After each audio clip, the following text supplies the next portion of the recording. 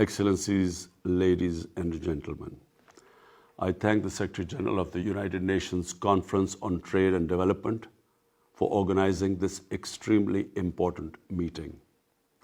The world today is grappling with a series of interlinked and unprecedented public health and economic crises. While the coronavirus does not discriminate between the rich and the poor, the most vulnerable people and countries have suffered the most. Millions are likely to fall back into poverty.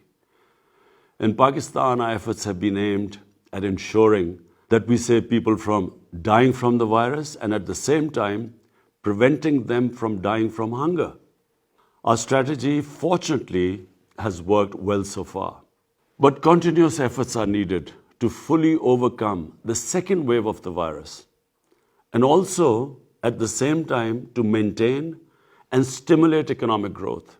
COVID-19 vaccines are now being administered in developed countries, but it seems that it will take much longer time for the vaccine to fully cover the global south. Sustainable development will remain elusive as long as the pandemic persists. Developing countries are trapped between recovering from the pandemic and meeting their debt servicing obligations. In April last year, I called for a global initiative on debt relief for creating fiscal space and reviving economic growth for developing countries. But I'm afraid much more needs to be done on this account. Otherwise, achieving the sustainable development goals by the target date of 2030 will remain a daunting challenge. Ladies and gentlemen, the pandemic also offers an opportunity to address the structural barriers hampering global prosperity and development. And for this, I propose a 5-point agenda. 1. A viable framework for equitable and affordable supply of COVID vaccine to developing countries. The coverage of the COVAX facility must be expanded. This would enable the developing countries to spend their precious resources on socio-economic development needs. 2. Additional debt relief by suspending debt repayments for the most stressed countries until the end of the pandemic, and restructuring of the public sector debt under an agreed and inclusive multilateral framework, and expanding concessional financing through multilateral development banks. 3.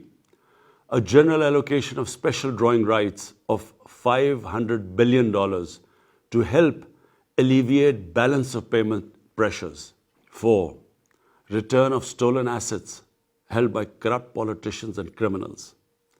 The illicit financial outflows from developing nations causes more poverty in this world than any other factor. Reportedly, a staggering amount of $7 trillion is parked in haven destinations. And it is also reported that $1 trillion annually leaves the developing countries for these haven destinations. 5. Meeting the agreed target of mobilizing the $100 billion annually by developed countries for climate action in developing countries.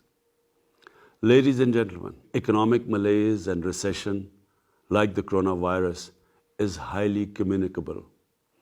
Global policy measures along the lines I have outlined are urgently needed to save lives, revive economies, and build back better. I thank you.